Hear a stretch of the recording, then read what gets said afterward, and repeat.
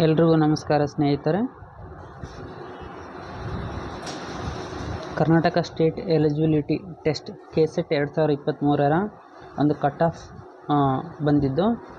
So ನಮ್ಮ ವಿಷಯಕ್ಕೆ ಸಂಬಂಧಪಟ್ಟಂತೆ ಎಕನಾಮಿಕ್ಸ್ ವಿಷಯಕ್ಕೆ ಸಂಬಂಧಪಟ್ಟಂತೆ ಸೊ ನಾವು ನೋಡೋದಾಯ್ತಪ್ಪ ಅಂದರೆ ಒಂದು GM ಕೆಟಗರಿಯಲ್ಲಿ ಒಟ್ಟು 162 ಅಭ್ಯರ್ಥಿಗಳು ಈ ಬಾರಿ ಏನಾಗಿದ್ದಾರೆ, ಪಾಸಾಗಿದ್ದು ಎಲಿಜಿಬಿಲಿಟಿ ಹೊಂದಿದ್ದಾರೆ. ಅದರಲ್ಲಿ PWD 13, ಟ್ರಾನ್ಸ್ಜೆಂಡರ್ಸ್ 3 ಆಗಿದ್ದಾರೆ. ಸೊ GM ಬಂದು ಒಟ್ಟು 158 ಕಟ್ ಆಫ್ ನಿಂತಿರೋದೆಷ್ಟು 158ಕ್ಕೆ ಒಂದು GM ಕಟ್ ಆಫ್ ನಿಂತಿದೆ. ಅದೇ ರೀತಿ ಶೆಡ್ಯೂಲ್ ಕಾಸ್ಟ್ SC ಕೆಟಗರಿ ಬಂದು 142. ಅದೇ ರೀತಿ ST ಕೆಟಗರಿ ಬಂದು ಒಂದು 144ಕ್ಕೆ ನಿಂತಿದೆ.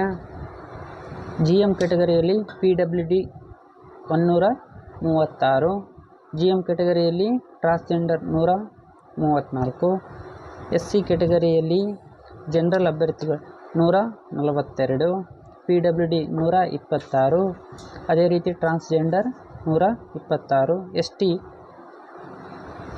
ST ಕೆಟಗರಿ ಬಂದು 144ಕ್ಕೆ ಒಂದು ಕಟ್ ಆಫ್ ನಿಂತಿರೋದು. PWD ಬಂದು 130, ಟ್ರಾನ್ಸ್ಜೆಂಡರ್ 106. ಇನ್ನು ಕೆಟಗರಿ 1 ನಾವು ನೋಡೋದಾಯ್ತಪ್ಪ ಅಂದರೆ 146, PWD ಬಂದು 132, ಟ್ರಾನ್ಸ್ಜೆಂಡರ್ ಯಾವುದೇ ಇಲ್ಲ. 2A ಕೆಟಗರಿ 2Aದಲ್ಲಿ ಬಂದು 144 ಕಟ್ ಆಫ್ ಜನರಲಲ್ಲಿ ಕೆಟಗರಿ ನಿಂತ್ಕೊಂಡಿರೋದು. 126 PWD. 2Aದಲ್ಲಿ ಯಾವುದೇ ರೀತಿಯ ಟ್ರಾನ್ಸ್ಜೆಂಡರ್ ಇಲ್ಲ. ಅದೇ ರೀತಿ 2Bದಲ್ಲಿ ಬಂದು 148ಕ್ಕೆ ಕಟ್ ಆಫ್ ನಿಂತಿದೆ. So 120 PWD 2B. ಅದೇ ರೀತಿ 108 ಟ್ರಾನ್ಸ್ಜೆಂಡರ್ 2B ನಿಂತಿದೆ. ಇನ್ನು 3A ನೋಡೋದಾಯ್ತು ಅಂದರೆ 150 3A ನಿಂತ್ಕೊಂಡಿರೋದು. PWD 130 3A PWD. ಅದೇ ರೀತಿ 3A ಟ್ರಾನ್ಸ್ಜೆಂಡರ್ 116. ಇನ್ನು ಕೊನೆಯದಾಗಿ ಕೆಟಗರಿ 3B ನೋಡೋದಾಯ್ತಪ್ಪ ಅಂತಂದರೆ 152 PWD ಬಂದು 3Bದಲ್ಲಿ PWD ಬಂದು 132ಕ್ಕೆ ಒಂದು ನಿಂತಿದೆ. ಯಾವುದೇ ರೀತಿಯ ಟ್ರಾನ್ಸ್ಜೆಂಡರ್ ಇಲ್ಲ. ಸೊ ಒಟ್ಟು ನಾವು ನೋಡೋದಾಯ್ತಪ್ಪ ಅಂತಂದರೆ ಒಟ್ಟು 400 ಎಕನಾಮಿಕ್ಸ್ ವಿಷಯದಲ್ಲಿ ಒಟ್ಟು 416 ಜನರಲ್ ಕ್ಯಾಂಡಿಡೇಟ್ಗಳು ಟೋಟಲಿ.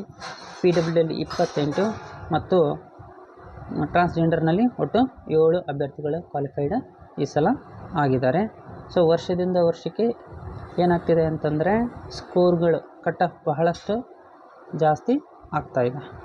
ಓಕೆ, ಸೊ ಎಲ್ರಿಗೂ ಸಹ ಧನ್ಯವಾದಗಳು. ಎಲ್ಲರೂ ಚೆನ್ನಾಗಿ ಓದಿ.